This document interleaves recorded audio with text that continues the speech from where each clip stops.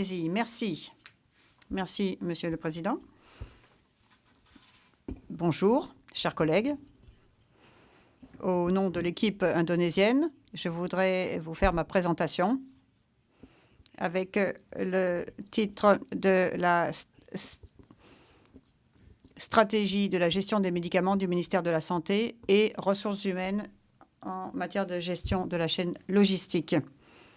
Tout d'abord, je voudrais décrire brièvement l'Indonésie.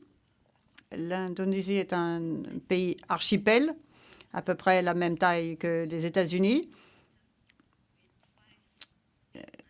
Nous avons 5 îles principales et près de 18 000 îles. Nous avons 34 provinces dans plus de 520 districts qui distribuent des médicaments à près de 10 000 centres de soins de santé primaires. Et pour votre information, nous avons lancé le programme de couverture universelle de la santé au 1er janvier 2014. C'est pourquoi, pour assurer l'accès aux médicaments, la gestion de la logistique en Indonésie est un grand défi. Et je vais me concentrer sur la stratégie de gestion des médicaments dans cette présentation. En Indonésie, les fournitures de médicaments sont gérées au cas par cas et de façon fragmentaire. Mais en 2009, il y a une réglementation du gouvernement sur les pratiques des pharmacies, disant que les gestions des médicaments doivent être faites par du personnel pharmacien. Et on a mis en place une stratégie sur 3 ans pour la gestion des médicaments.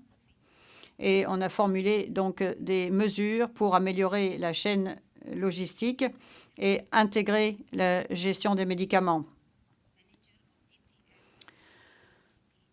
Et on a formulé cette stratégie pour intégrer la gestion logistique et pour faire participer un gestionnaire de programme et le gestionnaire de la pharmacie.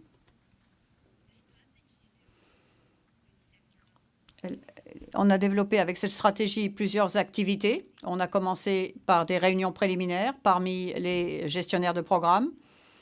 Et nous avons mis en place des termes de référence. Et nous avons continué par une analyse de la situation avec les unités techniques et les unités de pharmacie. Et les résultats ont été présentés aux gestionnaires des programmes et aux parties prenantes, telles que l'OMS, DSA Deliver, USAID, l'Association des pharmaciens et les experts en gestion logistique. Voici le cadre de notre stratégie de gestion des médicaments qui offre à la fois des défis et des possibilités. Nous avons une vision, une mission et des objectifs et les politiques de base ainsi que les composants de cette stratégie de gestion des médicaments. Les défis et les possibilités.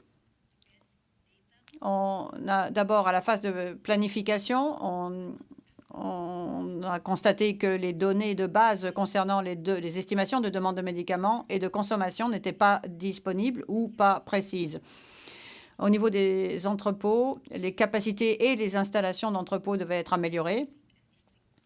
Et au niveau de la distribution de médicaments des provinces vers les districts doivent être améliorées également. Il est également important de considérer que la gestion des médicaments et leur intégration doit conformer au rôle des programmes et de la pharmacie. Je pense que ces défis sont assez similaires à ceux décrits par M. Giorgio ce matin dans sa présentation. Parmi les droits de l'homme, notre vision est d'assurer que la demande publique pour des médicaments abordables, sûrs et efficaces soit livrée en temps opportun et de façon durable. La mission est de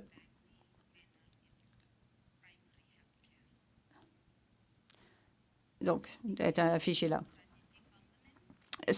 image montre les composants de la stratégie. On a reconnu l'importance des ressources humaines et, en tant que composant de cette stratégie, ainsi que l'importance des systèmes d'information et de l'assurance qualité. La situation actuelle en matière de ressources humaines est une absence de normes de compétences pour les personnels pharmaciens dans la chaîne logistique et le manque de disponibilité de personnel responsable pour un système d'information sur la gestion des médicaments. C'est pourquoi nous avons une stratégie consistant à développer les compétences des pharmaciens pour la gestion de la chaîne logistique et d'allouer du personnel formé pour le système informatique de soutien. Les étapes de cette stratégie, eh bien, il faut d'abord commencer par standardiser les compétences des personnels gestionnaires de la chaîne logistique. Deuxièmement, intégrer le programme de gestion de la chaîne logistique dans les curriculums des pharmaciens et établir une formation en service pour des étudiants de 3e cycle ainsi que les personnels de la chaîne logistique. Je voudrais conclure ma présentation en disant que les ressources humaines sont un point clé pour assurer des médicaments abordables, de qualité et sûrs pour les soins de santé primaire. Et il est important de normaliser les compétences des personnels de la gestion de la chaîne logistique et de l'intégrer dans les curriculums des pharmacies, ainsi que de former des étudiants de 3e cycle et des nouveaux personnels